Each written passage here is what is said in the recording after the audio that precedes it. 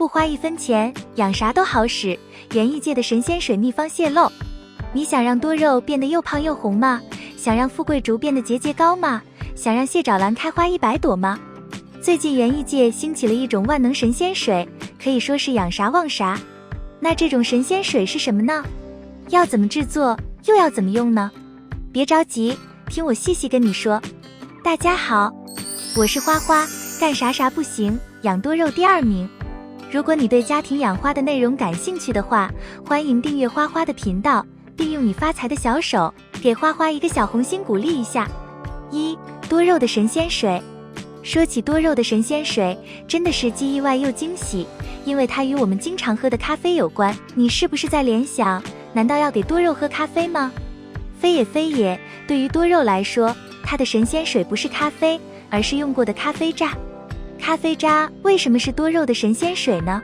别走开，马上就为你揭晓答案。其实关于咖啡渣的用法有2个。首先，我们可以把咖啡渣晒干，撒一点点在花盆里，这样可以增加土壤的酸性。通过实践证明，令人惊喜的是，它除了能增加土壤的酸性以外，还能有效的防虫，比如蜗牛、鼻涕虫等等害虫。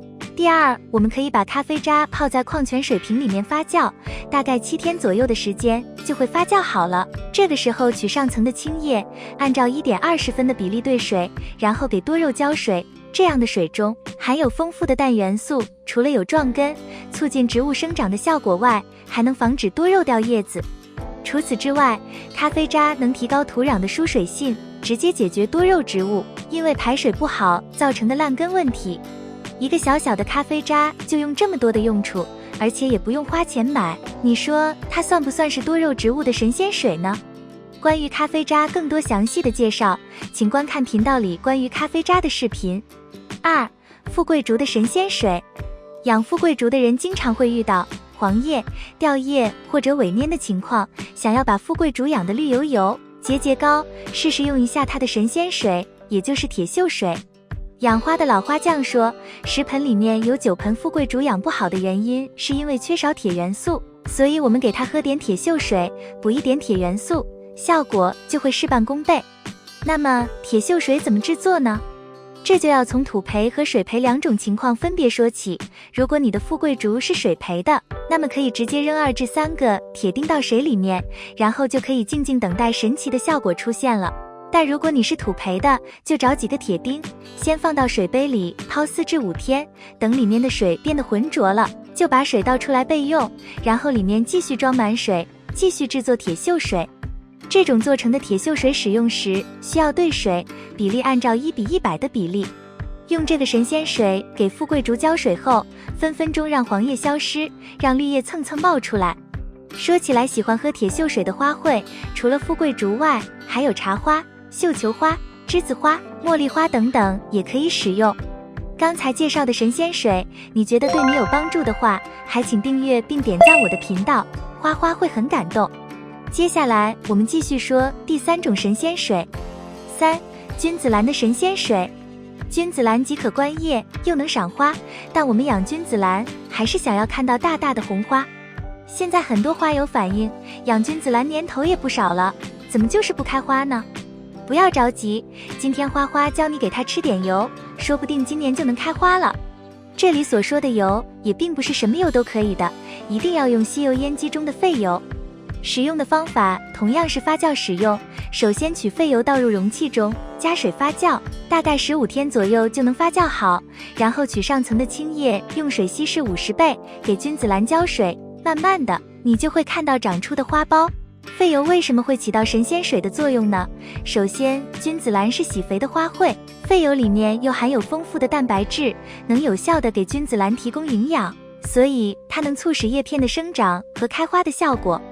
除了君子兰以外，比较常见的还有月季、长寿花、万年青、吊兰、铁线莲、天竺葵等花卉也可以使用。蟹爪兰的神仙水。蟹爪兰是年宵花的常青树，每年春节的前后都受到人们的追捧。可是有的蟹爪兰开花像瀑布，有的却是迟迟看不到花苞，让人心急。别急，今天花花就是来给你解决这个问题的。不知道大家有没有听过鱼肠汤？不要被它的名字恶心到，名字不怎么好听，东西可是好东西，用过你就知道了，简直就是蟹爪兰的开花神器。因为鱼肠、鱼鳞等这些东西里面有非常丰富的氮磷钾元素，尤其是对于长花苞和开花起着显著作用的钾元素，非常的丰富。制作方法也不难，把鱼鳞等清洗干净后，放入废旧的锅里面熬汤，等汤的颜色变成浓浓的白色后，关闭火源，静止晾凉后保存起来。等到下次浇水的时候，用清水稀释100倍，给蟹爪兰浇水，用不了多久，就能看到粉粉的小花苞冒出来。除了蟹爪兰以外，杜鹃花、仙客来也可以使用这种神仙水。5. 发财树的神仙水，给发财树喝点肉汤吧，分分钟告别黄叶、萎蔫的问题。不要怀疑自己，你没有听错，但是此肉汤非彼肉汤，给发财树用的肉汤，不是我们饭桌上的汤，而是我们焯生肉和排骨用的沸水。这种水富含丰富的营养元素，能让发财茎秆越来越粗壮。发酵的方法跟其他发酵液体肥的方法一样，但为了减少异味，里面可以加入一些橘子皮或者柚子皮。发酵时间大概需要1个月，过程中要注意每隔2至3天打开盖子放气，避免发酵气体撑破容器。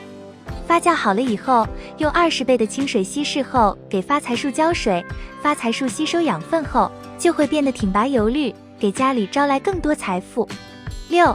茶花的神仙水，给你的茶花喝点小茶水，让你的茶花开花不断，一波又一波。养茶花尽早养出花苞的小手段就是给它喝点茶，提神，醒脑。残茶之前也介绍过，里面的微量元素太丰富了，这些元素都是植物生长和开花不可多得的，比如钙、磷、钾、锌等。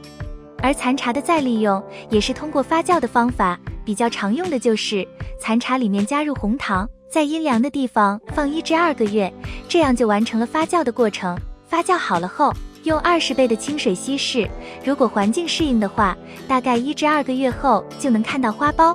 关于残茶的再利用，不单单是发酵这么一点内容，如果想很好的利用好茶叶水的话，可以去看看花花前几天发布的视频，里面有详细的介绍。适合茶叶水的绿植也有很多，比如栀子花、桂花和杜鹃等等。有的花会洗酸，有的花会洗碱，有的花会洗肥，有的花会洗水。所以说，如果想要一种水就能包治百病，那其实是骗人的。但是根据每个品种的喜好，我都能给到你属于它的神仙水，算不算帮到你了呢？如果你觉得今天的内容对你有所帮助的话，请订阅花花的频道，并给花花一颗小红心。以上内容都属于花花个人意见，如果有其他意见，欢迎一起探讨学习。感谢观看，感谢粉丝一直以来的喜欢和支持，我们下期再见。